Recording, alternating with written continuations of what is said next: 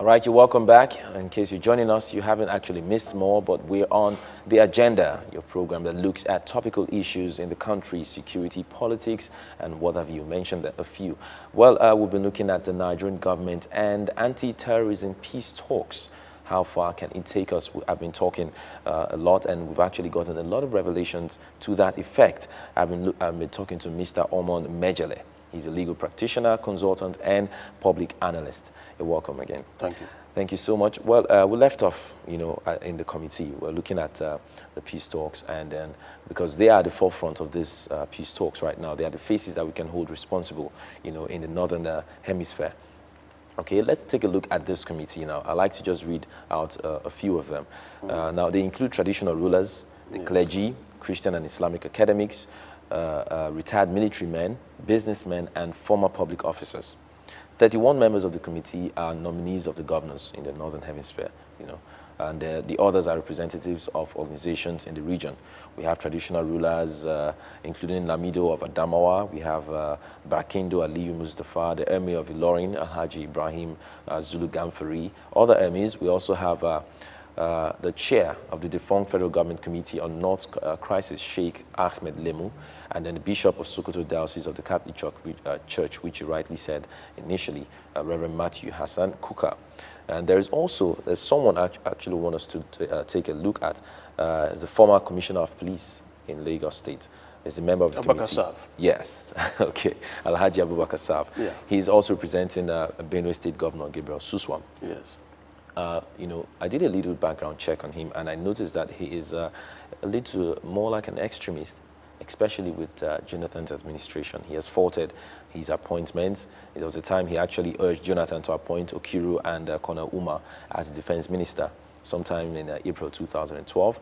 And then he has also canvassed for death sentence for corruption. That's to tell you how extreme he can actually go in fighting corruption. And now he's a member of this committee. Do you think he's going to do something very strong? He's going to pull some weight in dialoguing, okay, with this? I have also been reading Abubakar Sav in the papers. I'm listening to him on television and all that. I don't believe he's an extremist. Okay. I believe he's someone who believes in law and order. He took on Asari Dokubo and said, for Asari Dokubo to say, if the president is killed, there will be war. You should have been invited for questioning, interrogation.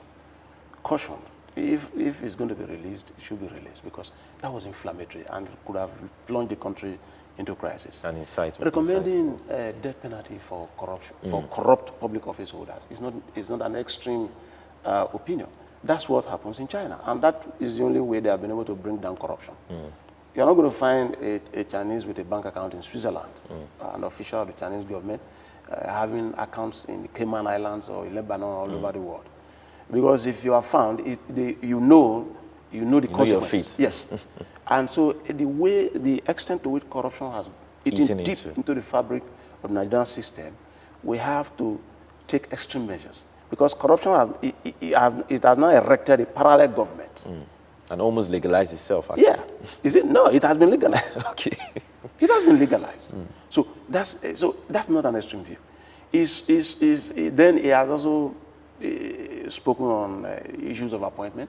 Everyone, I'd like to tell you now that anybody that finds it convenient and safe to stand up today and say something about Nigeria is a patriot.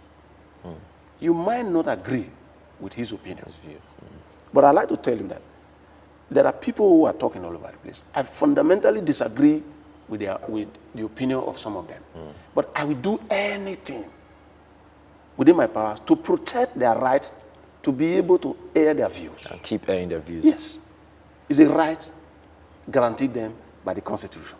The FOI bill, for example. That's another aspect. So, but if what they say is a different kettle of fish, it is for us to harness these views and come up with the one that is suitable. That's a man who shoots straight.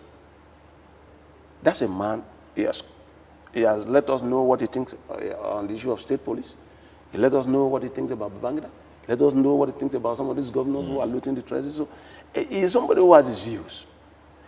And I think that there are so many other of them there in that committee. But I worry that it's too large. Some of them are just being invited to make speeches.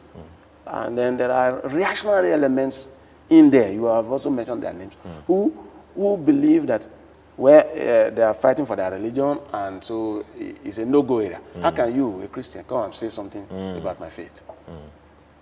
Those are issues that you might not see now, but that will certainly crop up. So will a Christian be part of the committee, maybe a smaller committee that will go and meet with the terrorists? It might be the first point of attack. Will a woman be allowed to accompany them? So you see the issues. So if you are talking about negotiation, the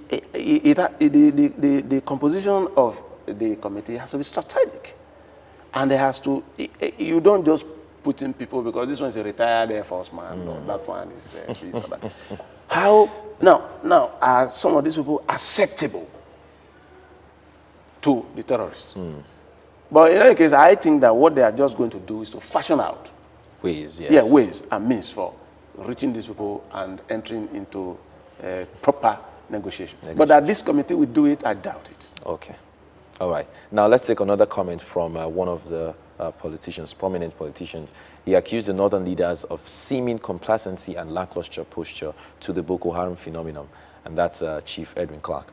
I'm sure you know. Boko Haram phenomenon is not a northern problem. It's a Nigerian problem. And sir, if it's not well handled, it becomes an African problem. The Al-Shabaab militia in Somalia started as a small group funded by Eritrea to serve as a bulwark against Ethiopia. From there, they took over the Somali government. Today, it has taken Uganda, Kenya, Ethiopia, and AU troops to drive them away from Somalia. So it is not a northern issue. Anyone that can should condemn Boko Haram. Let's stop pointing fingers. Because if Boko Haram overruns the north, it will come to the south. So it's not a northern problem.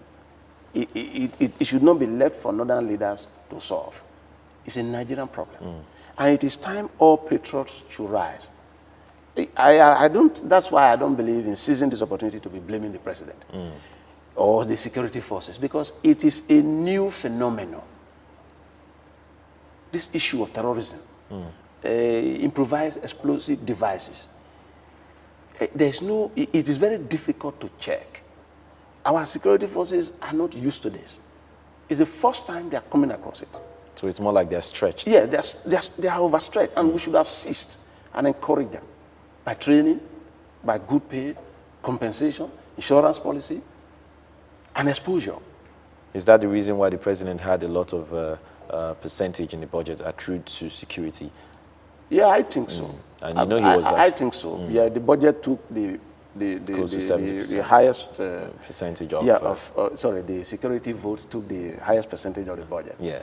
Yeah, and then I just hope that it is going to be well utilized for that purpose, because it is time we step up security and take care of these men we have put in the front line. Okay. Now, do you think this committee was actually set up to, as a result of the fact that maybe the federal government has not done much, they decided to take it up themselves, to face these guys square on and, face them with their own abilities? Do you think that's the reason, or they're just actually trying to complement the efforts of the federal government? Are they acting with the federal government, with the assistance of the federal government? No, well, I can give you two reasons. Okay. First, they want to stoke the fire of criticism coming from other parts of the country that they have not done enough. That these are your boys, call them to order. And for the fact that the governors are being accused, governors of the northern region are being accused of having a hand in the activities of this terrorist group. And so they want to douse this. They want to counteract this by setting up a committee. But let me tell you that this is not the first committee that is going to be set up. Arewa Consultative Forum set up a committee. It has not come up with any result. This is not going to be the first committee that is going to come out of the north. So, but secondly, The federal government has taken the initiative. If the federal government resolves the issue of Boko Haram, it will be plaudits for the president. And it will become a campaign issue in 2015. So the idea is, let's pull the rug from under the feet of the president. This arrangement to negotiate, let's key in and see if we can take the sale of the hours of the presidency and negotiate with these boys. And let it be said that we were the ones that brought calm and peace to the north. So what you're saying is more political than religious? As they claim to have started Western education. There's a lot of politics going on and a lot of politicking going on. The two points I've highlighted is political or are political. They want to stoke the fire of criticism coming from the south. That, oh, you are not doing anything. When the Niger Delta militants came, we went into the creeks. We spoke to the boys and brought them out. You can't say you don't know them, they're your boys, so you go in. Maybe that's why Chief Edwin Clark made that statement. Yeah, that is a controversial statement. So now this is a reaction to that. The governors are saying, okay, we want to do this. And it is on the basis of this that you are calling for state police. We don't want state police because these people who hear that we have accepted that there should be state police, they will remove us. 2, you have to look at 2015. Politicians are already strategizing for 2015. Of course. So this is also a statement, a political statement towards 2015 in the sense that if the presidency resolves the issue of Boko Haram without us, when it becomes a political issue or a campaign issue in 2015, we will not be able to say anything. So why don't we move in and see if we can resolve it so that we will beat our chest and say, we brought this whole insecurity that threatened this country, we brought it under control. So why shouldn't we be the ones who will be the president? Since we're looking at the political side of this whole issue, let's take this view from the leader of the Action Congress of Nigeria, the former governor of Lagos State, Asiwaju Bola Tinubu. Now, he described the federal government as bureaucracy suffering from elephantiasis. That was his phrase he used, and he suggested that the federal government subsidized farming to discourage and create a local government in Plateau. What do you see about his view? Because if you notice some of the suicide bombers, when they were caught, they actually talked about how much they were being recruited for. One of them said 7,000 naira. That's cheap recruitment. So from the view of Lagos, the former Lagos State governor and the current leader, national leader of the Action Congress of Nigeria, what do you think about his proposals to curbing this menace that has actually been in the system? Well, Asiwaju Bola Tinubu is a man of respect, but I want to believe that that view is harsh. The creation of states... I agree with the suggestion. Okay. The view that... The creation of local government or the subsidizing farming. His description. Okay. Of the federal government as suffering from elephantiasis. Okay. Now, my professor summed it up like this. He told me that the view of the road changes when you shift from the passenger seat to the driver's seat. You are sitting on the passenger seat, somebody else is driving the car. And he said, hello, this car not run. But he knows that the brake is not very active. He knows that if he fires it, the injector will not respond. He knows that one of the tires is wobbling. There are so many other things. But the guy sitting down there is just looking at the road signs and he's thinking, why don't you gun this thing up to 160? Until he leaves that seat and you probably give him the key and he comes to drive it. Like I have told you, some of the suggestions made by my respected Asiwaju are in tandem with what we need now. But the criticisms are off mark because there is nobody that is going to be spared, sir. May this thing not happen that we all fear. Even the Sultan has also been attacked. Yeah, I mean, what about the emirs in Borno and all that? These are people who dared volunteer information to say this is where these boys are. They were brutally attacked. A lot of them have relocated to Abuja and Lagos. So, yes, there are areas where the federal government needs to make changes. There are areas they need to look into. But it's not just the federal government. It is all the 37 or 38, including Abuja, 36 state governments, and the federal government. There are things they need to look into. There are problems, and they are not solving them. Only few of them are scratching the surface.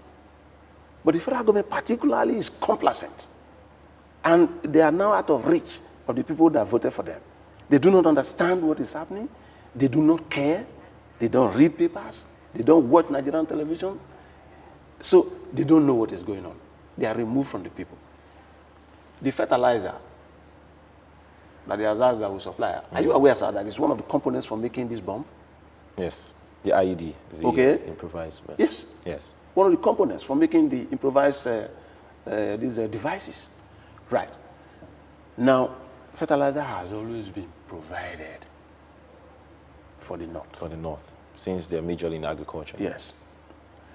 The issue of creating another local government in Plateau is a matter that we boil over. It was the creation of a local government in 1991 by Babangida that created the present impasse in Plateau State. Just not local government.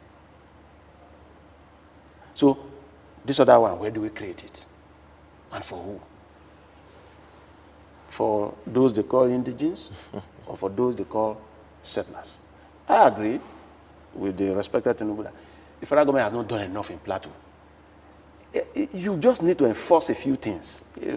Plateau is not intractable. But the presidency is playing politics. They're looking at the next election. So they don't want to offend anybody.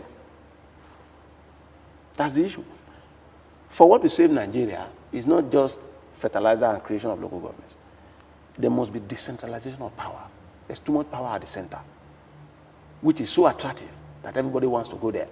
And in fact, he's also an ardent believer of the practice of true federalism. Yeah, that's why I say I agree with some of his views. Get to the airport, sir, in the morning and see how many people are going to Abuja. A lot of them have nothing doing. They are just going to be creeping around the corridors of power. So much focus on the center. Yes. So we need to decentralize it. In 1960, 62, 63, the center wasn't attractive at all. To the extent that Sir Ahmadu Bello could say, I want to remain as premier of Northern Region. And stayed in Kaduna and sent Tafawa Balewa to Lagos. Because there was nothing there. But the military came and changed everything. Concentrated so much powers at the center. We have to decentralize. There's no reason why the Lagos State government can't set up a railway line. There's absolutely no reason. There's no reason why, for instance, a government cannot mine the minerals under its own soil. But all these things are trapped in laws made by the military. And our politicians in the National Assembly have not opened these laws to see where the problem with Nigeria is. All these things have to be changed. We have to amend our constitution to be workable. And then we will free Nigeria from the vice grip of the military. Nigeria is still under the grip of the military. Of course. So many people say so. Yes, and I don't think they are wrong. Yeah. Because those laws that they put down are still there. Nobody has had time to look at them.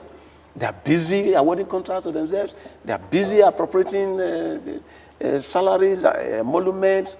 They are busy getting allowances. They are busy touring Europe. But yet, Rome burns. Rome in Nigeria. I like the way you put that. Let's look at so much criticisms about the peace talks coming from everywhere that it's not going to work. Let's crush the terrorist groups, especially from CAN, the Christian Association of Nigeria, who is the mostly affected. Do you think they actually see the light ahead of the tunnel that the peace talks will not hold? Well, can our security even handle if they are to you put see, aside peace the way talks? it is today, things are fluid. They change very quickly and rapidly, sir. Our security people are able to handle it. But there's a problem. and that is the willpower. The political power and backup is not there. Now, you want to agree with the Christian Association that we have not yet done enough. You see, I'm a student of power and politics. When you want to negotiate, you don't negotiate from a position of weakness. You negotiate from a position of strength. Yeah. Sir, what is the position of the federal government today? Is it position of strength or position of weakness? You must let the other party know and sufficiently recognize that it is either this or that. And so it chooses the less difficult option. Like was made to the militants, Yes. Nigerian Delta militants. Yes, we crush you. Or you accept amnesty. Our security forces are able to do so. But is the president looking at his friends there for 2015? If I offend them, maybe these people may not vote for me again. Do you think that if the president had declared, if he had declared state of emergency in 4 states in the north, this nonsense would not have been brought to an end? Ably represented soldiers in the north. You think it would not have been brought to an end? You think if decisive action had been taken initially, this issue will still be in the front burner? Was it not Nigerian soldiers that brought out Yusuf in 2009? They destroyed where he captured his territory, and handed him over to the police, and went back to the barracks. Did we bring soldiers from America? We have men who can do this job. Heroic people, great servants of this country. But so you find, let's look at it. You find a Guso telling the president, if you ask me to be Minister of Defense, you will give me a free hand. What does it mean, sir? That means he can arrest an emir. When given the free hand. Yes, when given the free hand. He can arrest a minister. Because these are the people that actually sponsor these attacks. We've seen issues where bomb factories, worth millions of naira, are set up. Yes. And they've been discovered. Can arrest a commissioner, a special advisor to a governor. Can arrest a local government chairman without the heavens falling. That's a free hand. But where the president didn't give it, and I think well deserved to, because the free hand might extend too much to the extent that some other thing would happen. But that tells you the problem on hand, or the problems that is faced by those now that are not talking, who are asked to fight this war. When they come back, you blame them for using excessive force. I hear you are killing women and children. You are raping women. You are stealing motorcycles and all that. And you become disheartened. So the question, our security forces are able to deal with it. They are able. They are more than able to deal with it. If they are allowed to deal with it. A former governor was accused. The former governor of Borno had his army. The governor of Yobe had his army. The governor of Gombe had his army. The one in Bauchi now has his army. Let's take a look at the one in Kano has the Hisba police. Okay.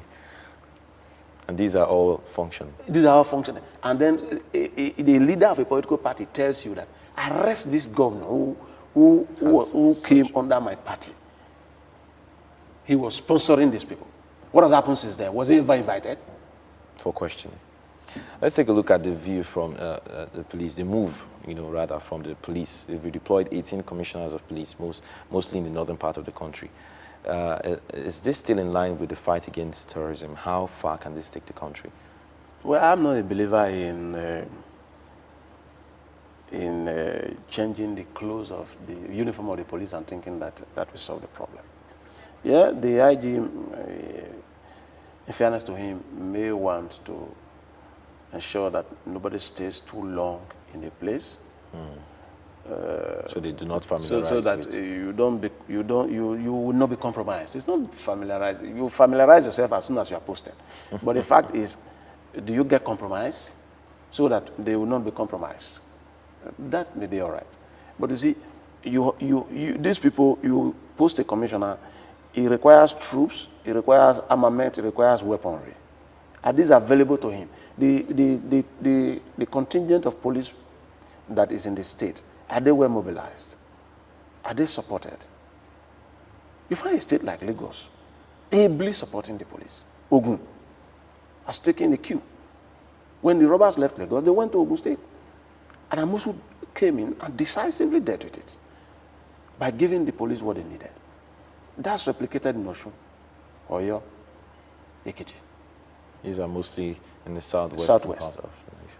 Now, the police need the assistance of everybody now to tackle this problem.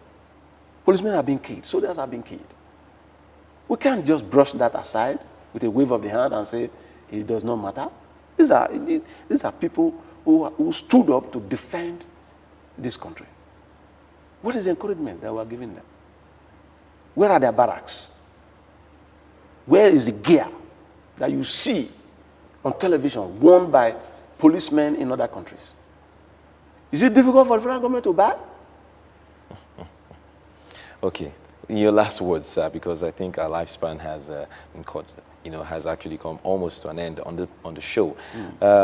What should be the next agenda for the government and those pushing for dialogue? Because we actually looked at dialogue, in this fight against terrorism. With these conflicting statements coming from the federal government and the sect, what do you think is the next agenda for the There's government? only one problem in this country that dovetails and crystallizes into all other problems. Indiscipline. If the president today makes a broadcast and tell Nigerians that there should be a stop to indiscipline. Indiscipline brings the attitude that breeds corruption. Indiscipline makes you drive against one way. Indiscipline makes you to jump the queue. Indiscipline makes you to forge. One word, sir, indiscipline. If that can be taken care of, all these problems will go. Indiscipline is the reason why a contractor is awarded a contract and he will not execute it. He will spend the money. It is now in our national psyche. Indiscipline is the reason why you will get up and you stop your car right at the heart of the road. You are making phone call. You say you are a hard man. Wow. Indiscipline is the reason why you don't work, but you get up in the morning and boast to your friends that I will make money. This is the only country in the world where I hear people say you will make money. I hear people say I will earn money. You earn money, you don't make it. You don't make it. Are you going to manufacture it? This is indiscipline. If this is identified and dealt with, is the reason why this country is where we are. Thank you so much, Mr. You're welcome. Thank you so much. Thanks for we've been having me. looking at the Nigerian government and anti-terrorism peace talks, and I've been talking to a very distinguished guest. He is the legal practitioner, consultant, and public analyst, Omon Mejele. Thank you once again, sir. Thank you for having me. From what you said, just one agenda, the next agenda for the government, and you said indiscipline. Indiscipline. Why? Because indiscipline, according to you, breeds the attitude that drives corruption. Yes.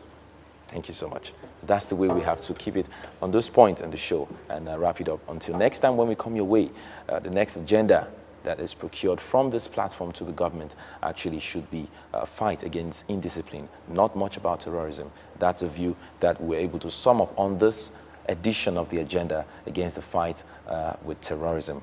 Until we come your way next time, my name is Philip Ihaza, and keep redefining patriotism, keep setting the agenda right. That is what we'll continue to do as much as we can on the show.